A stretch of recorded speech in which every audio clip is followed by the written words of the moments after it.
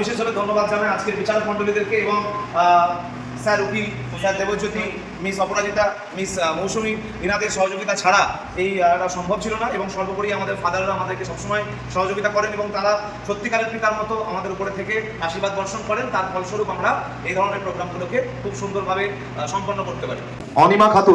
অনিমা খাতুনের পাশে গিয়ে বসবে হচ্ছে আমিনা স্যার। তোমার নাম হিরণময় না, তোমার ওর নাম কি? লরেন্স গিয়ে বসো। গাড়ি চালানোর সময় সর্বদা কোন দিকে থাকা উচিত? ডান দিকে। সঠিক।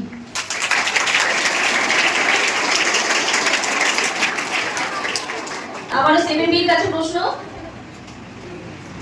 জেব্রা ক্রসিং এর বাংলা অর্থ কি? 6B52 মাথা সুরক্ষার মানে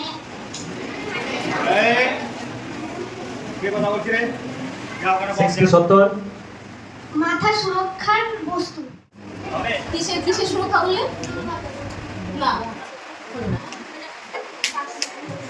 অ্যাক্সিডেন্ট হওয়ার থেকে বাঁচায়।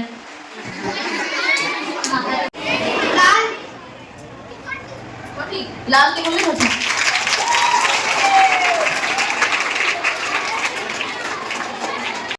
এনএইচ শব্দের অর্থ কি? এই এনএইচ দিয়ে তুমি যদি গিয়ে থাকো বা আমাদের এই মুর্শিদাবাদে একটা এনএইচ আছে, তার নাম্বারটা বলতে পারলে পারো? পারবেন? জায়গায় বসো। বিদ্যালয় বা শিক্ষা প্রতিষ্ঠানের সামনে গাড়ি আসতে চালান কেন বলা থাকে? কারণ বিদ্যালয়ের সামনে অনেক ছাত্রছাত্রী পারাপার করে, সেই জন্য সেখানে বলা থাকে যে বিদ্যালয়ের সামনে গাড়ি আসতে চালাতে। ডেসক্রিপটিভ অ্যানসার, মানে একটু বিবরণমূলক। তুমি আর একটু যদি চাও আর কিছু বলতে পারো, মানে এর উপর তোমার বলার উপর নির্ভর করছে নাম্বার। ঠিক আছে, গুছিয়ে বলতে পারো সুন্দর করে। সামনের রাস্তা সোজা নাই বা সামনের রাস্তা ভাঙা আছে। No entrance. আচ্ছা, নেক্সট ওয়ামিয়া। এটা বাঁদিকে যেতে নিষেধ করছে। বাঁদিকে যেতে নিষেধ করছে কি? কোথায় যেতে বলছে তাহলে? যদি সাইন করে রাস্তাটা দেওয়া থাকে মানে কি মানে বুঝবে সেটা কি বলবো?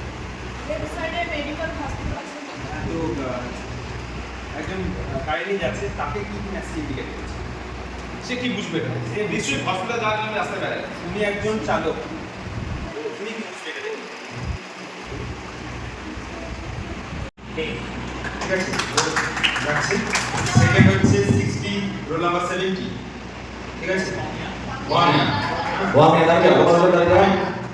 আর থার্ড হচ্ছে 763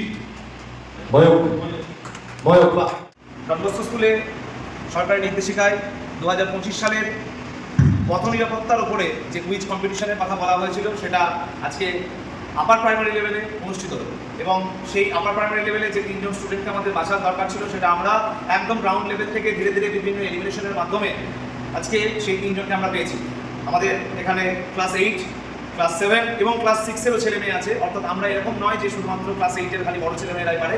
আজকে অনেক ছোটো ছোটো ছেলেমেয়েরা দেখিয়ে দিয়েছে, তারাও এই সমস্ত সম্বন্ধে যথেষ্টই জ্ঞান রাখে এবং তাদেরকে আগামী দিনের জন্য আরও শুভেচ্ছা জানাচ্ছি। মানে পরবর্তীকালে যে প্রতিযোগিতাগুলো হবে সেগুলোতে এগিয়ে যাবে তারা। আজকে আরও বিশেষভাবে আমরা